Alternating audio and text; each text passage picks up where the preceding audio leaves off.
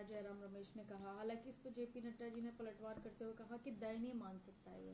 नहीं, देखिए, अगर आप नए पार्लियामेंट की बात करेंगे तो एक 7 सितारा होटल की तरह बनकर आया है।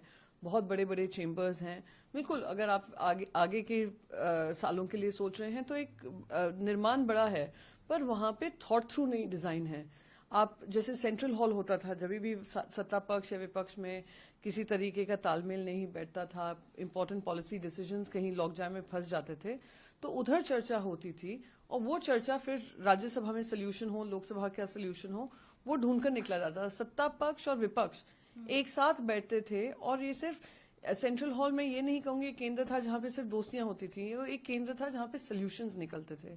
Debate, dissent, disagreement, discussion and decision, ये सब पार्लियामेंट्री प्रोसीजर का हिस्सा है।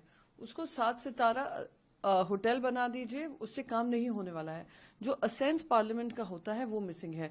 राज्यसभा और लोकसभा में कोऑर्डिनेशन हो, आपसी तालमेल हो, लोकसभा राज्यसभा वाले सांसद एक दूसरे को मिल पाएं, ये चर्चा हो पाए कि किन मुद्दों पे हमें सवाल उठाने हैं, क्या कहां कहां दिक्कतें आ रही हैं, कहां कहां सत्ता पक्ष अपनी मनमानी कर रहा है और विपक्ष की सुनवाई नहीं हो रही है, ये सब कुछ वहां से मिसिंग है नए पार्लियामेंट से।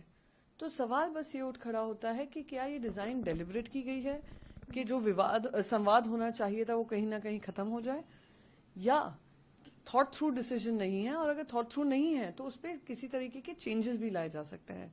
तो हो सकता है उन्होंने उसी मंशा से कहा होगा 2024 में सरकार तो बदलने वाली है, इसमें कोई दो राय नहीं है, इंडिया गठबंधन जीतने वाला है, तो जो चेंजेस करने हैं उस पार्लियामेंट में वो हमारे समय पे फिर हम करेंगे।